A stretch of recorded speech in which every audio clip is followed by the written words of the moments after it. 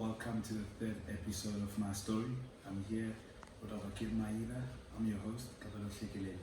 Obs, welcome to the show. Thank you. Obs, I want you to tell us a little bit more about yourself. Who's Obakil Maida? I think you can say King Maida is a young, ambitious man who's always looking to improve every hour and second he lives in the world. When did you start playing cricket? I started playing cricket in 2010. I think I was 14 or 15. And I was just came back from school, and then one of my friends came to me and was like, "Man, let's go play cricket." I was like, "Nah, but I've never played that sport before." I was like, "Come and I'll teach you." So then I went to the practice, then got there, the head coach was there and everyone was there. And then they asked me, "What can you do?" I was like, "I can't do anything." It's my first time playing this sport, but I normally watch this sport, so I've got a bit of idea about it, but I don't know what's happening. I don't know how to bowl, I don't know how to bat and all of that. And then the coach was like, "It's fine, okay, come." And then he taught me how to bowl, so we went on the side there while the others were practicing, and then he taught me how to bowl, how to hold the cricket ball and all of it. And after then he gave me a chance to go bowl. He thought I was ready, but I think I was not. Went in, my first ball was wide is understatement. First ball was airplane. Well, I think I bowled 4 balls, 4 beamers, and the coach was pissed. I was like, "Enough for a sec, just stop." And then he gave me a bat. He was like, "Go bat." I did one thing then, missed everything. It was like the bat had a hole in the middle, just missing everything. And that's how it started. So that's how the cricket came about in your life. Yeah. But out of all the sports in Orange Farm, you chose cricket. There has to be a reason. I think the reason choosing cricket was my dad used to play baseball, and at home they used to love cricket. Like they used to love this guy Makanti and all of that. So my dad always had a dream that maybe one day someone will play a different sport at home, because my brothers they all played soccer and they didn't go anywhere with soccer. And then my daddy, he was an athlete, and then he played baseball, but it didn't go that far. So he was hoping that maybe there will be someone who would bring something new at home, and then I was the person. So he was the one who was beyond this thing of cricket and then supporting and all of that. Yeah. So your dad sort of encouraged you to do something out of the norm, which is soccer was probably the most profound sport that everyone played in Soweto, especially in the townships. So you played cricket, and now you start. And who was that first coach that actually realized your talent and said, "You know what, I'm gonna work with you"? I can say it was Tabiso Mafisa. We used to call him Ko. So he's the one who actually, I think, he recognized the talent and thought maybe, because he wanted me to be a batsman. And I got there, all the coaches like, "Yeah, you've got a good body to be a bowler." And then I was like, "Nah, man, don't have enough batters here. Don't have enough batters of color, so this guy must be a batsman." And then he started working with me. Yes, he taught me how to bowl, and then after that he's like, "Nah, let's leave bowling for a bit. Let's start batting." And then better and better, and then I got better. And then I think it was when I was 11 years old, I played my first game for 15, and I was actually a batsman there.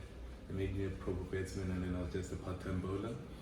And then got better and better at bowling, and then started becoming a full-on all-rounder.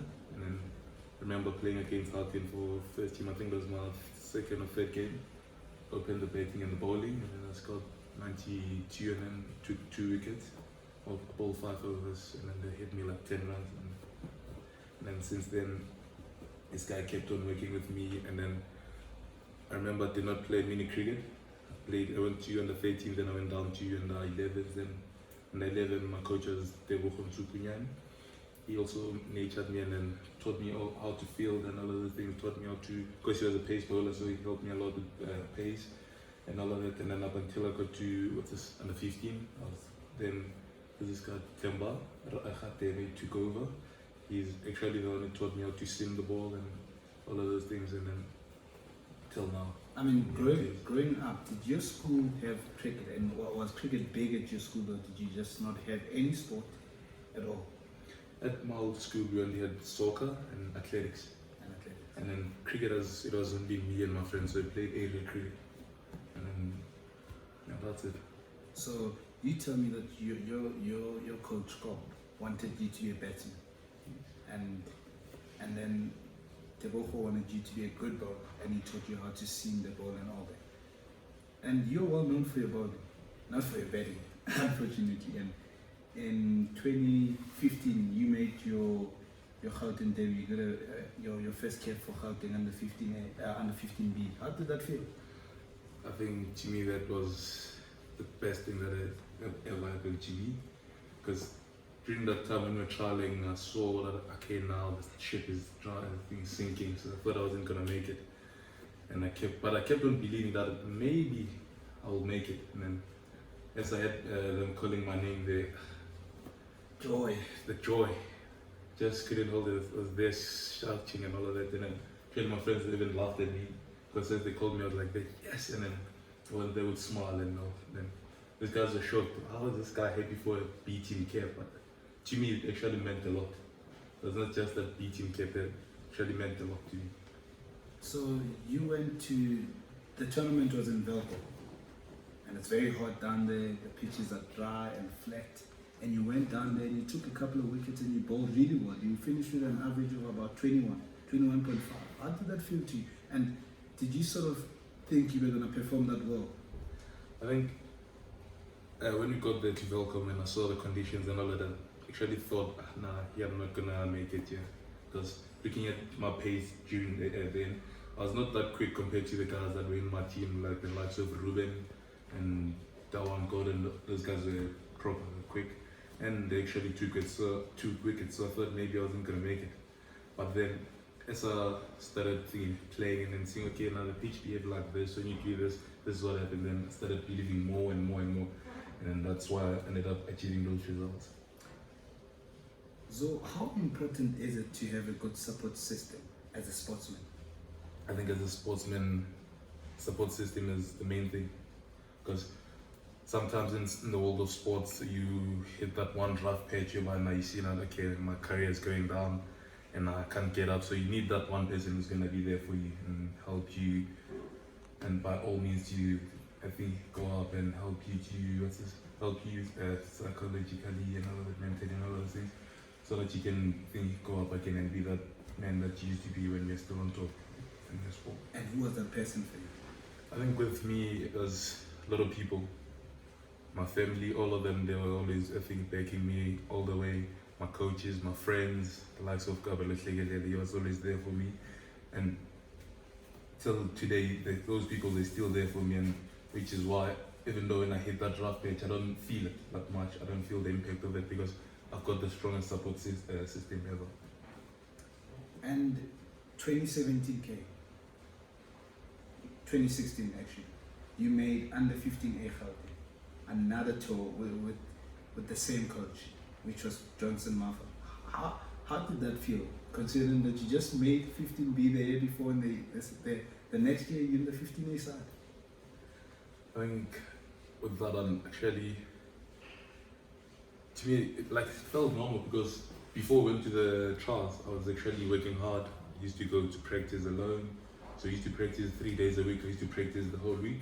I'll be there bowling alone, basketball court, I'll be running in and all of that. And then every time when I bowl and then I hit the good area, in my head I was there, with that ball, I'm sneaking someone at the trials. So every time I hit that good area, I'll be there, okay, now I've got a wicket of this guy. And then as I got there, then I did that thing, I visualized those cones and everything, and then I was hitting the spot nightly, and then I was edging people. So Jimmy's like, now the thing that I was practicing there, now it's happening, it's working out. And when I got that cap, Jimmy was like, yeah, I always knew, that's what I said, I always knew I was going to get this cap because I worked hard for it. Now we speak about preparation, hard work, and where we come from. You used to bowl on a basketball court. I'm sure the viewers want to know what it is to bowl on a basketball court, because you guys never had nets at Orange Farm.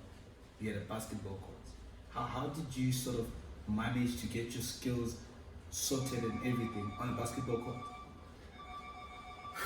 I think with that one, it was God's grace. I don't actually know, because on that court, the ball doesn't swing, it just goes straight.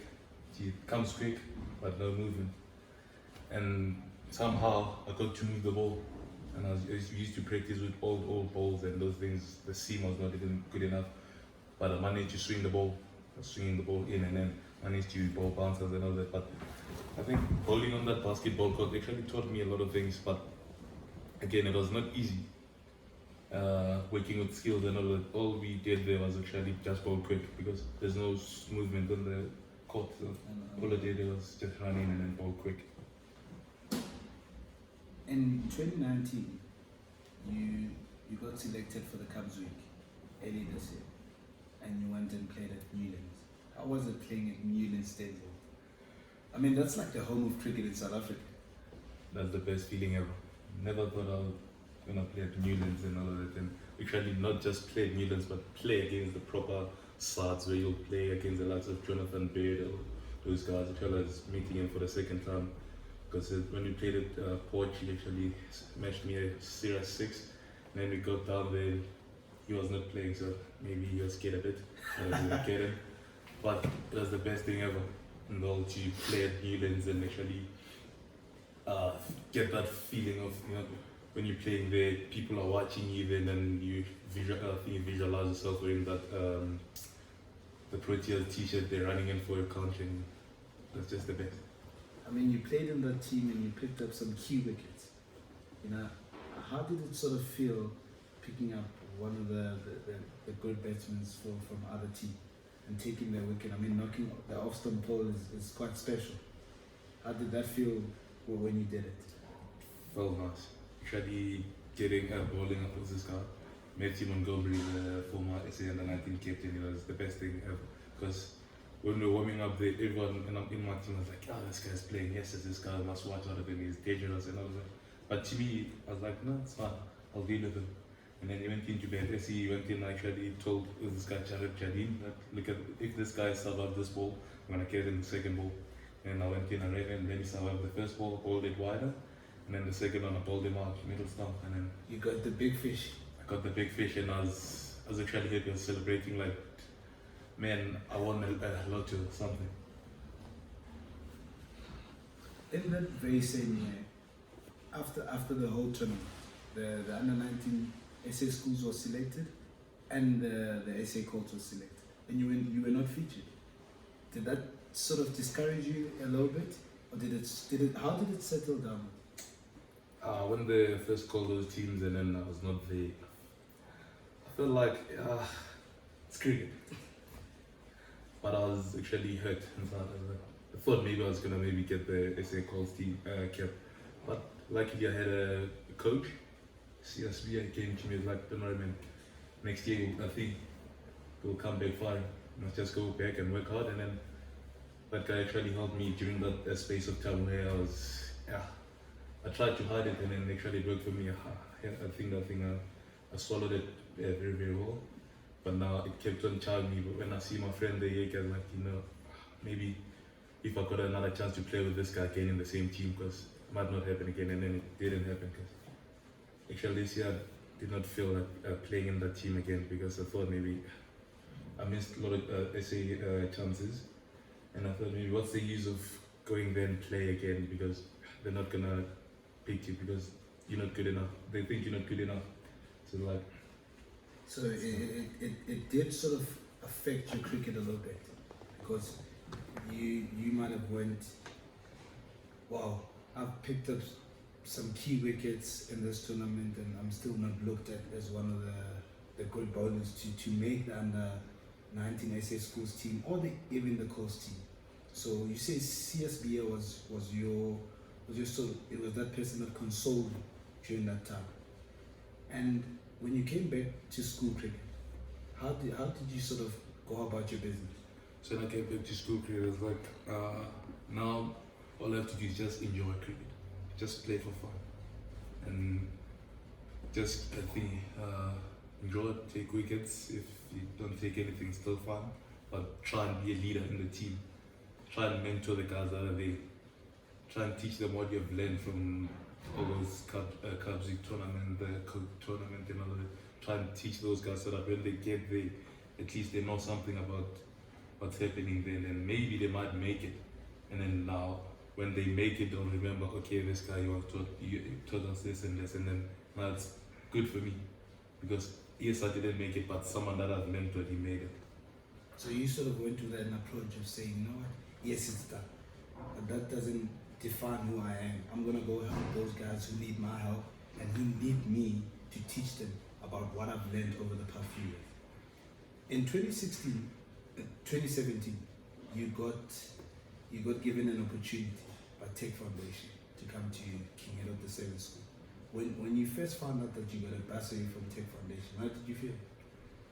At first, because I did not know who was this organization, Tech Foundation, so I was like, okay, maybe it's some people who maybe are bored and like, let's just give him a thing, something.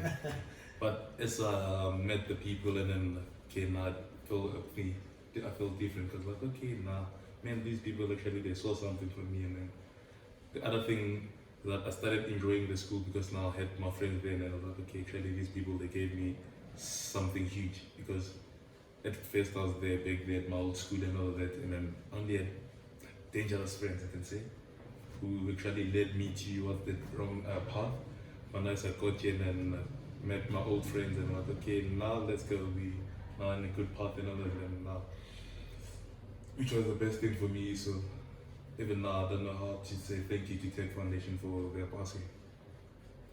I mean, considering that you used to go to a school in Orange Farm, and that was an undergraded school. It wasn't as high as King Edward and stuff like that. But you left that school, you came here. It's a big change. How did you sort of gather yourself together and take each step in getting to know how things happen here? How did you settle at Cares? I think at Cares, if it wasn't for my friend Clay, it was gonna take me a long time to settle down and actually understand what's happening. But actually it took a week or so to actually know what's happening here because I had someone who taught me the ways of King Edward, how we do things here and all that. So like it was easy for me to settle down here when I got here. So you were here since 2017. This is your final year at Cares. What are some of the things that you've learned and that you'll take with when you go forward in your life? I think I've learned that it is not always about me. Sometimes you have to include some people in life in order for you to make it in life. So when I say include people, you don't have to every day, everything has to happen to me now. You have to sometimes give it to someone else. Go help that person and all of it. And then also dedicate your time and everything in what you do and give it your all. So we look at your career over the years and we see how far you've come. Fast bowling. When you talk about fast bowling, what comes into your head? What's that first thing that comes into your head when people say fast bowling? It's pain, danger. Danger and pain. Why those two words? I think with me, so fast bowler, I think that's why they used to call me a West Indian because when I think about bowling fast, I think about hitting someone. I think about just bouncing someone and then hit him. If not bouncing, just hit him somewhere while I hit him. So that's why it's pain and danger. So when you bowl to someone, was it your intention to hit the person or did it just happen because you were quick enough? Sometimes it was my intention to hit someone, but sometimes not, because we'll see when I bounce someone, then it was not my intention to bounce that person. I'll go there and just say sorry and go back. Also, but when it was my intention, I'll just bounce you and laugh at you and go. A couple of fun facts here that I want to ask you is Bazooka. Where does that name come from? That name came from one of my coach, and I was still playing for the development side. Went to Vereeniging for under 11 tour, Johannesburg South tour, and then normally during that time my line and length was just short on the body. So every time in a ball you'd be like Bazooka, tumeli missile, then send the missile. And it's either a bounce on your head or on your ribs. But I have to hit you somewhere, and if you pull me, then you must know that there's more coming. Rihanna or Beyonce? I love the Jamaicans, I'll go with Rihanna. What's the weirdest thing you've ever done in your life? Well, I've got a lot. Just one. got a lot. That's just one. Can't think of one. I think that's when maybe, I'm not sure if it's weird enough, but when I talk to my girlfriend, is not a thing attractive anymore. This man is nasty. This guy is nasty. To me, it was like a joke. I was like joking around, like, hey, you used to be a bit fat, but now you're skinny, man. Hey. And then she was like to me, oh, that means I'm not attractive anymore. I was like, yeah. Oh, shit. RS5. An Audi RS5 or a house in Bryanston? Two things that I like. How about I'll go with house at Branson? A house in That I Bryanston. live in Why a Branson. house in Bryanston? Why not in Sandton? I love that place. I just love Branston. I don't know. Oh, I think the thing is, 2014, I got offered a bursary that same. So every time when I play at Saints, I was like, okay, soon I'm coming in and look at the place. And like, yes, this place is beautiful. One day I'll be living there, one of those houses up there. And that's where the love for that place came. Perfect. Okay. There are some kids who are sitting at home watching this clip here. They're watching the show, sitting back and saying, you know what, I'm never gonna be anything in my life. You know, I've got all these limitations. I'm never gonna achieve. I'm just gonna be an average Joe. What do you want to tell these kids? What are your words of wisdom to those kind of people? I think in life, never put boundaries. I think in life you just have to live life step by step and never limit yourself. That's the worst thing you can ever do for yourself. Never limit yourself and try by always to improve every day. No one is perfect, yes, but no one said you cannot practice to be perfect and actually improve yourself. And even if you feel that, okay, now the ship is sinking, try by all to stay up and then stay strong, because nothing that thing happens and it doesn't pass. Everything that goes and passes, and you'll overcome that one challenge that's challenging you. Like me, came to KZN, actually I come from Marine Farm. Then there we used to learn all our subjects in African languages. Then I came here, everything it was in English, and not just English but English. And I failed grade 10 from term 1 till not term 2 till term 3, and then I passed term 4. And as I started failing English, knowing that back in my old school I used to pass English nicely, I think to me was like, I think now it's that time where I must just give up. But actually I did not give up. I was like, it's fine, I'll fight and fight and fight. And look at me now. I'm in a good space where I'm comfortable with everything and all of that, and I've overcome all the challenges that have come with moving from Orange Farm to KZN. There I am now. Thank you very much, Obs. It was very nice having you on the show. Till next time. Thank you very much to all those people who are viewing. Please do subscribe to the channel and like the channel. God bless. Shalom.